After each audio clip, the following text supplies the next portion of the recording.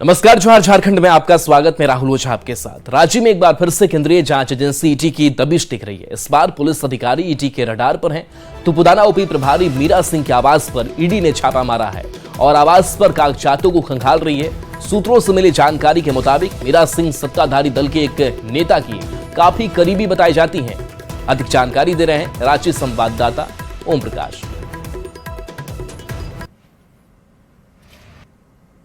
राजधानी रांची में एक बार फिर ईडी की दबिश देखने को मिल रही है। इस बार ईडी के रडार पर एक महिला पुलिस पदाधिकारी जो हैं वो आई हैं।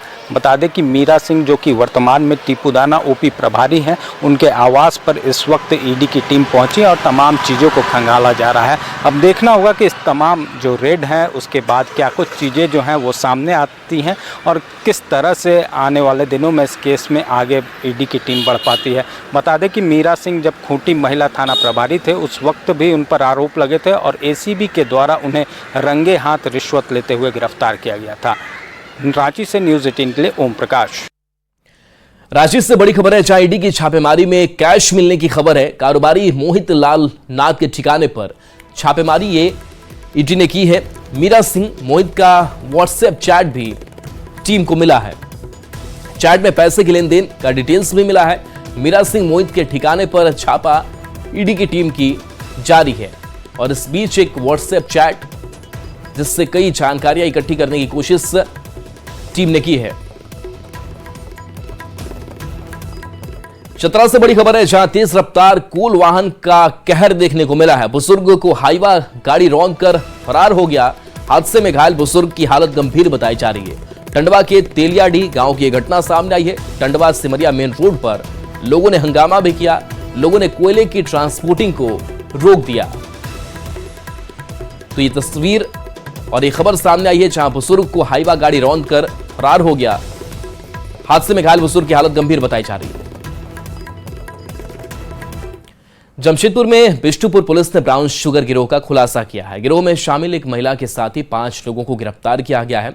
इन लोगों के पास से 44 पुड़िया ब्राउन शुगर के साथ ही 15,000 कैश और 4 मोबाइल फोन जब्त किए गए।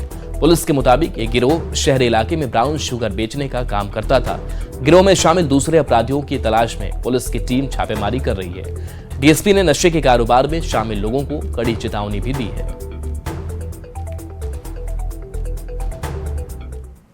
एक ब्राउन शुगर के नेटवर्क को पकड़ा गया और इसमें सभी लड़कों ने बहुत ही ईमानदारी से काम करते हुए 5 व्यक्ति को गिरफ्तार किया, जिसमें एक महिला सहित 5 व्यक्ति गिरफ्तार किए गए हैं। 44 पुड़िया ब्राउन शुगर की बरामदगी हुई है और करीब कुल 15,000 रुपए की बरामदगी हुई है और एक टेम्पो को रिकवर किया गया है। इस बीच बोकारो से बड़ी खबर है, जहां कांग्रेस पार्षद तपन कांदू हत्या मामले में बंगाल में झालदा के पार्षद तपन थे। गरगा डैम में सबूत सीबीआई तलाश रही है। तो पार्षद तपन हत्या मामले को लेकर के सीबीआई सबूत तलाश रही है। हत्या में इस्तेमाल हथियार भी टीम खोज रही है। तो गरगा डैम में सबूत तलाश ये टीम रही है। सीबीआई के साथ एनडीआरएफ की टीम भी इस तलाशी अभियान में शामिल है। 4 घंटे बाद भी कोई ठोस सुराग नहीं मिल पाया है।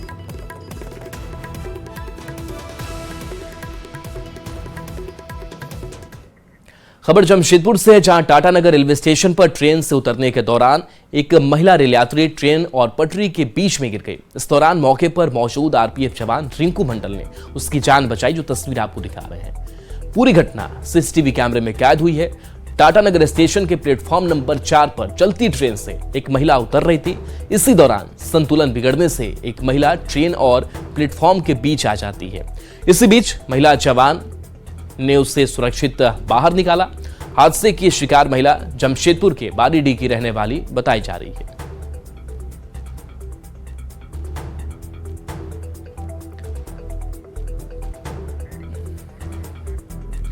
और गुमला से बड़ी खबर है, जहां जिला प्रशासन ने जेल में छापेमारी की है। जिला और पुलिस प्रशासन की छापेमारी हुई है।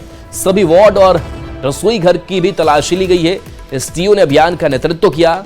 छापेमारी में संदिग्ध सामान नहीं मिला है। तो जिला और पुलिस प्रशासन ने यह बड़ी कार्रवाई की है। सभी वार्ड और रसोई घर की भी तलाशी ली गई है। हालांकि छापेमारी में कोई संदिग्ध सामान नहीं मिला है।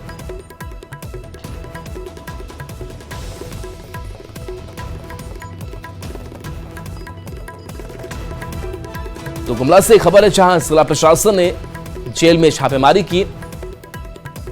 बता दें कि जिला और पुलिस प्रशासन ने यह छापेमारी की। एसडीओ ने अभियान का नेतृत्व किया। सभी वार्ड के साथ साथ रसोई घर की भी तलाशी ली गई। कांग्रेस केंद्रीय चुनाव समिति की बैठक आज है शाम 3:30 बजे से यह चुनाव समिति की बैठक होनी है। झारखंड की सीट से कल पर्दा उठ जाएगा। झारखंड बिहार की सीटों पर चर्चा संभव है। इसके साथ ही मध्य प्रदेश, उत्तर प्रदेश, तमिलनाडु पर भी चर्चा की संभावना। तो 3:30 बजे से यह बैठक की जानी है और झारखंड की सीटों का हाल क्या होगा, इस पर से भी पर्दा उठ सकता है। तो झारखंड की सीट से भी तस्वीर साफ होगी। इसके साथ साथ मध्य प्रदेश, यूपी, तमिलनाडु पर भी चर्चा। कोडरमा के आरजेडी नेता अवधेश सिंह यादव पर आपत्तिजनक टिप्पणी करने का आरोप लगा है। इसका वीडियो तेजी से वायरल हो रहा है। इस वीडियो में आरजेडी नेता अवधेश सिंह यादव मोदी को धमकी देते सुनाई दे रहे हैं। झारखंड प्रदेश बीजेपी अध्यक्ष बाबूलाल मरांडी ने इस वीडियो को सोशल मीडिया प्लेटफॉर्म एक्स पर पोस्ट किया और आरोपी आरजेडी नेता की तुरंत गिरफ्तारी की मांग की है। बताया जा रहा है कि 11 मार्च को कोडरमा में इंडिया अलायंस की बैठक हुई थी, जिसमें आरजेडी नेता सुभाष यादव की गिरफ्तारी का विरोध करते हुए यह आपत्तिजनक टिप्पणी की गई थी।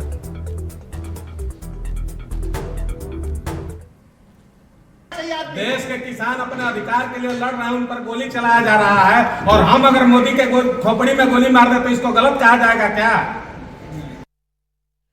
न्यूज 18 के राइजिंग भारत समिट को संबोधित करते हुए प्रधानमंत्री नरेंद्र मोदी ने विपक्ष को जमकर लताड़ा।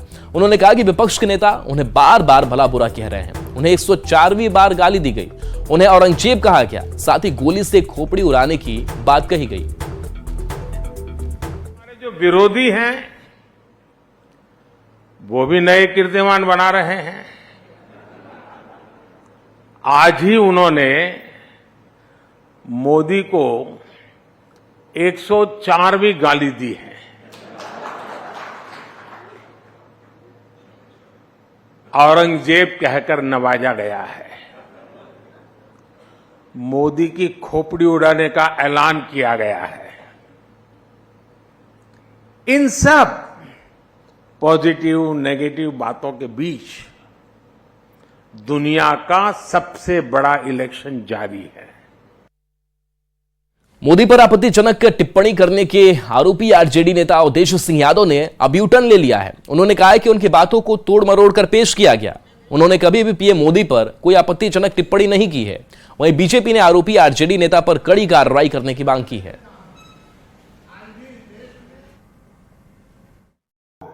कहीं से भी प्रधानमंत्री और नरेंद्र मोदी जी का कोई नाम उसमें नहीं है। बहुत सारे चीजों पर चर्चा हुई थी। उसके बाद बात आई कि देश के किसानों पर गोली चलाया जा रहा है। उसी संदर्भ में ये बातें आई थी कि जो नीरव मोदी जैसे लोग जो देश का हजारों करोड़ रुपया लेकर के जा रहे हैं, उनको गोली मारने के बजाय देश के किसानों को गोली मारा जा रहा है। हमें ये कहने में जरा भी परहेज नहीं कि निश्चित तौर पर देश की जनता इससे इत्तेफाक रखती है कि गोली किसको मारा जाना चाहिए। वो क्या अच्छा बोले हैं, क्या उनके लिए सम्मानजनक सूचक शब्द बोले, ये उनको बताना चाहिए। अब नया वीडियो डालना चाहिए। वो तो प्रेस वार्ता के बीच में कहे हैं ना, क्योंकि उस समय मुझे सुनाई दे रहा है कि प्रेस वालों ने भी पूछा कि भाई द्विवेदी जी आप कहाँ ले जाना चाह रहे हो झारखंड को, बंगाल की तर्ज पे यहाँ भी हिंसा कराना चाह रहे हो क्या? तो उन्होंने कहा भाई हम लोग बंदूकें खरीदे थे, हमने ये किया था। तो वो तो बता रहे हैं कि उन लोगों के जमाने में भरतखंड कैसी कैसी बंदूकें होती थी जो चलाते थे, करते थे। तो ये तो सारा प्रहार उनका कहाँ पर है? वो मोदी जी पर है और एनडीए गठबंधन के ऊपर है। कोडरमा के आरजेडी नेता अवधेश सिंह यादव की ओर से मोदी की खोपड़ी उड़ाने का धमकी देने वाला वीडियो तेजी से वायरल हो रहा है। इस वीडियो में आरजेडी नेता अवधेश सिंह यादव धमकी देते सुनाई दे रहे हैं। बीजेपी ने इस वीडियो के आधार पर आरोपी आरजेडी नेता को अविलंब गिरफ्तार करने की मांग की है। ये बहुत दुर्भाग्यजनक है और बहुत आपत्तिजनक विषय भी है। आज सुबह ही डीजीपी से रांची में बात हुई थी और हमने कहा है कि इस पर तत्काल संज्ञान लेकर के इसके ऊपर कार्रवाई की जाए। इंडी गठबंधन लगातार पूरी तरह से हताशा में है। जनता का कहीं समर्थन नहीं मिल रहा है और उनको मालूम है कि अब वो पूरी तरह से जनता के द्वारा खारिज कर दिए गए हैं। और दुर्भाग्यपूर्ण हम इसे कहेंगे कि कोडरमा में एक बैठक थी इंडी गठबंधन की, उसमें राजद के नेता कह रहे हैं कि प्रधानमंत्री जी की खोपड़ी में गोली मार देनी चाहिए। यानी प्रधानमंत्री की हत्या की साजिश कर रही है चुनावों में हार को देखकर, और उसके बावजूद इंडी गठबंधन के किसी नेता का इस पर कोई स्पष्टीकरण नहीं आया। हम मानते हैं देश की 140 करोड़ जनता प्रधानमंत्री जी के साथ खड़ी है। यशस्वी प्रधानमंत्री जी, और उनके बारे में इतनी मतलब इस तरह ओछी राजनीति करना, हम बोल सकते हैं कहीं ना कहीं बिल्कुल मानसिक संतुलन बिगड़ चुका है, इसलिए ऐसा बयान लोग देते हैं। और हमें लगता है कि इसका तो सीधे डीजीपी साहब को संज्ञान लेना चाहिए और कार्रवाई करनी चाहिए। कहीं ना कहीं यह फेक न्यूज है और विपक्षी झारखंड में जो सरकार चल रही है अभी, ये किन प्रकार का करके लग करके बदनाम करने की साजिश है। झारखंड में इस बार होने वाले लोकसभा चुनाव के दौरान सोरेन परिवार में घमासान मचा हुआ है। शिबू सोरेन की बड़ी बहू सीता सोरेन ने बीजेपी का दामन थाम लिया है, तो छोटी बहू कल्पना सोरेन जेल में बंद है। पति हेमंत सोरेन के लिए इंसाफ मांग रही है। वही अब चाची और भतीजी के बीच सोशल मीडिया पर वॉर छिड़ गया है। मां के समर्थन में उनकी बेटियां खड़ी हुई है। चाची कल्पना पर भतीजियों ने सवाल भी उठाया है। सोशल साइट एक्स पर यह वॉर किया गया है। सीता और कल्पना के बीच अब नई एंट्री हुई है और परिवार में संग्राम देखने को मिल रहा है। चाची कल्पना पर भतीजियों ने सोशल मीडिया पर वार किया है।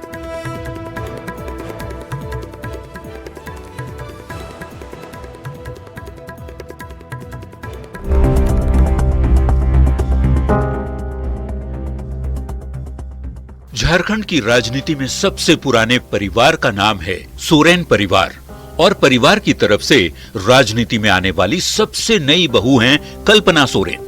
पति हेमंत सोरेन के जेल जाने के बाद कल्पना सोरेन जैसे ही राजनीति में सक्रिय हुई, सोरेन परिवार में राजनीतिक भूचाल आ गया। बड़ी बहू और जामा से विधायक रही सीता सोरेन ने पार्टी से इस्तीफा देते हुए बीजेपी ज्वाइन कर ली। सीता सोरेन ने पार्टी और परिवार पर उपेक्षा का आरोप लगाया और यहां तक कह दिया कि उनके खिलाफ 14 साल से षड्यंत्र हो रहा है। सीता सोरेन के इस्तीफे के बाद सोरेन परिवार की छोटी बहू यानी कल्पना सोरेन और सीता सोरेन की बेटियों विजयश्री सोरेन, जयश्री सोरेन और राजश्री सोरेन के बीच सोशल मीडिया पर राजनीतिक जंग छिड़ गई है। सीता सोरेन के बीजेपी में शामिल होने के बाद हेमंत सोरेन की पत्नी कल्पना सोरेन ने पोस्ट किया, जिसमें लिखा है कि दुर्गा सोरेन हमेशा हेमंत सोरेन के लिए पिता तुल्य रहे। दुर्गा दादा के निधन के बाद हेमंत सोरेन राजनीति में आए और सामंती ताकतों से लड़ाई में जेल भी गए। कल्पना सोरेन लिखती हैं कि हेमंत सोरेन ने झारखंडी की तरह लड़ने का रास्ता चुना क्योंकि झारखंड के डीएनए में नहीं है झुक जाना। चाची कल्पना सोरेन के पोस्ट पर सीता सोरेन और स्वर्गीय दुर्गा सोरेन की बेटी विजयश्री सोरेन ने तुरंत काउंटर पोस्ट किया। विजयश्री ने लिखा, मुझे पता है पापा आप जहां भी हैं, आपका प्यार और आशीर्वाद हमेशा हमारे साथ है। झारखंड को झुकाना नहीं बचाना है। जोहार झारखंड। दरअसल कल्पना सोरेन ने हेमंत सोरेन और दुर्गा सोरेन की एक तस्वीर को टैग करते हुए अपनी पोस्ट में दुर्गा सोरेन को हेमंत सोरेन के लिए पिता तुल्य बताया था और सहानुभूति लेने की कोशिश भी की थी, जिसका जवाब सीता सोरेन की बेटी राजश्री ने सोशल मीडिया साइट एक्स पर ही पोस्ट लिखकर दिया। राजश्री सोरेन ने लिखा, मेरे पिता अपने लोगों के संरक्षक थे, उन्होंने हमेशा अन्याय के खिलाफ लड़ाई लड़ी, वह लोगों की आवाज थे, उन्होंने जेएमएम को मजबूत बनाने में अपना खून पसीना बहाया। कृपया अपनी वास्तविकता छिपाने के लिए मेरे पिता के नाम का उपयोग ना करें। यानी लोकसभा चुनाव से पहले झारखंड की राजनीति में दिलचस्प मोड़ आ चुका है और पूरा सोरेन परिवार दो भागों में बटा हुआ दिख रहा है। सबसे तीखी बहस सोशल मीडिया पर चाची और भतीजियों के बीच ही चल रही है। न्यूज़ 18 के लिए रांची से गौरव झा के साथ ब्यूरो रिपोर्ट। जेएमएम से बीजेपी में आई सीता सोरेन ने सोशल मीडिया प्लेटफॉर्म एक्स पर एक और पोस्ट करके सियासी भूचाल मचा दिया है। इस पोस्ट में उन्होंने बिना किसी का नाम लिए लिखा कि जो लोग स्वर्गीय दुर्गा सोरेन के नाम पर घड़ियाली आंसू बहा रहे हैं, वो उनकी चुप्पी को चुनौती न दें। वो और उनके बच्चों ने मुंह खोला तो भयावह सच्चाई उजागर हो जाएगी। आगे लिखती हैं कि कई नेताओं का सत्ता सुख का सपना चूर चूर हो जाएगा और झारखंड वासी उनके नाम पर थूकेंगे। तो ये सीता सोरेन का एक्स पर पोस्ट सामने आया, जिससे सियासी भूचाल भी मचा हुआ है।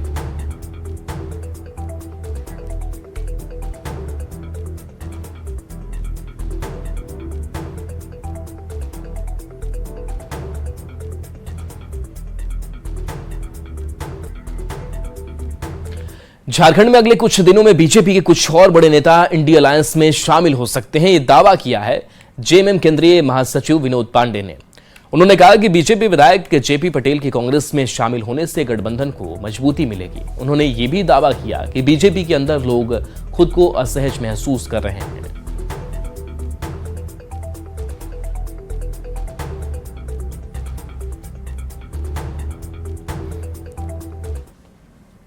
उन्होंने जो बातें कही उससे स्पष्ट हो जाता है कि भारतीय जनता पार्टी के अंदर में लोग अपने आप को असहज महसूस कर रहे हैं। मेरे समझ से अभी और लोग इस संदर्भ में बातचीत कर रहे हैं और बहुत जल्द इसका भी पटाक्षेप हो जाएगा। रांची में ईडी की दबिश जहां तुपुदाना ओपी प्रभारी मीरा सिंह के आवास पर देखने को मिल रही है, वहीं मीरा सिंह के करीबी बताए जा रहे मोहित शाहदेव के आवास पर भी ईडी की टीम पहुंची है। ईडी की टीम कांग्रेस नेता मोहित शाहदेव के आवास पर छापेमारी कर रही है। अधिक जानकारी दे रहे हैं रांची संवाददाता ओम प्रकाश। राजधानी में लगातार ईडी की दबिश जो है वो देखने को मिल रही है। एक तरफ जहां मीरा सिंह जो कि तिपुदाना ओपी प्रभारी हैं, उनके आवास पर इस वक्त ईडी की दबिश देखने को मिल रही है, तो दूसरी तरफ अगर बात की जाए तो उनके करीबी और कांग्रेस नेता मोहित शाहदेव के आवास पर भी इस वक्त ईडी की टीम पहुंची और तमाम चीज़ों को खंगालने का प्रयास किया जा रहा है। अब देखना होगा कि इस तमाम रेड के बाद क्या कुछ चीज़ें हैं वो सामने आ पाती हैं, लेकिन जिस तरह से ये रेड चल रहा है, जिस तरह से ये रेड कंडक्ट हुई है, वो उसमें आने वाले दिनों में हो सकता है कि मीरा सिंह और जो उनके करीबी लोग हैं उनकी मुश्किलें बढ़ सकती हैं। रांची से न्यूज़ 18 के लिए ओम प्रकाश। सरायकेला में अब तक आतंक मचा रहे तेंदुए ने अब अपना लोकेशन बदल लिया है। पहले गमरिया के आरएसपी प्लांट के आसपास तेंदुआ दिखा था, जिसके बाद अब उषा मार्टिन की तरफ तेंदुए के पैर के निशान मिले हैं। वहीं वन विभाग की ओर से 5 से 6 वनकर्मियों की टीम बनाई गई है, जो गांव-गांव घूमकर लोगों को जागरूक कर रही है। वहीं वन विभाग की भी मोशन कैमरे की सहायता से तेंदुए की तलाश में जुटा हुआ है। इधर आज 5वें दिन भी तेंदुए की तलाश में सर्च ऑपरेशन चलाया जा रहा है। जो भी हम लोग को निशान मिले हैं लेपर्ड के, वो पूरी तरह से आइडेंटिकल नहीं है कि लेपर्ड होने की मतलब पुष्टि नहीं करता है। ठीक है, वो हाइना के भी हो सकते हैं या बड़ी जाति के कुत्ते के भी हो सकते हैं। जागरूकता अभियान में किस तरह? इसके अलावा हम लोग ट्रेस भी कर रहे हैं। ट्रेस के अलावा जो भी ग्रामीण है या शहरी क्षेत्र है उसको के लोगों को जागरूक भी कर रहे हैं कि रात को अगर ज़रूरत हो तभी निकले, अगर ज़्यादा मेजर काम है तो ज़रूरत के हिसाब से आप लोग निकलिए, ग्रुप में निकलिए। साहिबगंज नींबू पहाड़ में हुए अवैध खनन की सीबीआई जांच जारी है। कल तीसरे दिन जांच के दौरान सभी क्रशर प्लांट बंद दिखे। सीबीआई की टीम ने नींबू पहाड़ के डेबा मौजा पहुंचकर सबसे पहले पवित्र यादव के पत्थर खदान की मापी करवाई। हालांकि मौसम खराब होने की वजह से जांच की गति थोड़ी धीमी रही। इधर सीबीआई की कार्रवाई से पत्थर कारोबारियों में हड़कंप है। जांच के दौरान पूर्व डीएमओ विभूति कुमार मौके पर मौजूद रहे।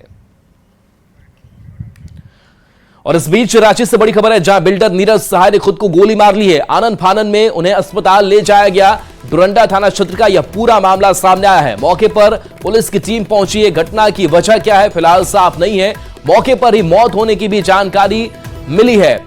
तो रांची से ये बड़ी खबर बता रहे हैं, जहां बिल्डर नीरज सहाय ने खुद को गोली मार ली है, उनकी मौत हो गई है। आनन फानन में अस्पताल ले जाया गया, लेकिन वहां पर मौत हो गई। डुरंडा थाना क्षेत्र का यह पूरा मामला सामने आया है। किस वजह से यह घटना हुई है फिलहाल साफ नहीं है। पुलिस सभी बिंदुओं पर छानबीन कर रही है।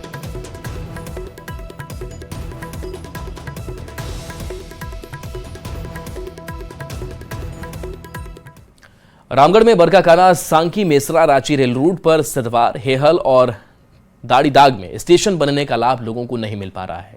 लोगों का कहना है कि इन स्टेशन से राजधानी रांची जाने के लिए कोई भी ट्रेन स्टेशन पर नहीं रुकती है। ऐसे में 12 से अधिक गांव के हजारों लोग सड़क मार्ग से ही रांची जाने को मजबूर हैं। लोगों ने हटिया सांकी पैसेंजर ट्रेन का विस्तार बरकाकाना तक और कोडरमा बरकाकाना ट्रेन का विस्तार रांची रेलवे स्टेशन तक करने की मांग की है। अधिक जानकारी दे रहे हैं रामगढ़ संवाददाता जावेद खान। इस वक्त मैं मौजूद हूँ बरकाकाना सांकी मेसरा रेल रूट पर और यह सिद्धवार स्टेशन है। आपको मैं दिखाना चाहता हूँ कि सिद्धवार स्टेशन बन चुका है, लेकिन यहाँ पर रांची जाने के लिए यात्री ट्रेन का ठहराव नहीं होता है। क्या दिक्कत है बताइए? दिक्कत है यही सिद्धवार का स्टेशन खोल गया तो हम लोग को बहुत अच्छा हुआ, लेकिन रांची जाने के लिए गाड़ी यहाँ नहीं रुकती है, हम लोग को सुविधा नहीं है। अच्छा, रांची जाने के लिए कोई ट्रेन नहीं रुकती है? कोई नहीं रुकती है। वही चाहते हैं कि मतलब यहाँ का सुविधा जो बन गया है स्टेशन, तो रामगढ़ जाना चाहिए, रांची जाना चाहिए। ये सब ट्रेन नहीं रुकती है? नहीं रुकते। अब ये ट्रेन बरकाकाना कोडरमा जाएगी तो इससे कोई फायदा है आपको? नहीं, उधर के और रांची जाने के लिए यहाँ चाहती है पैसे। और चलिए न्यूज़ 18 बिहार झारखंड पर खबरें आपके लिए लगातार जारी हैं।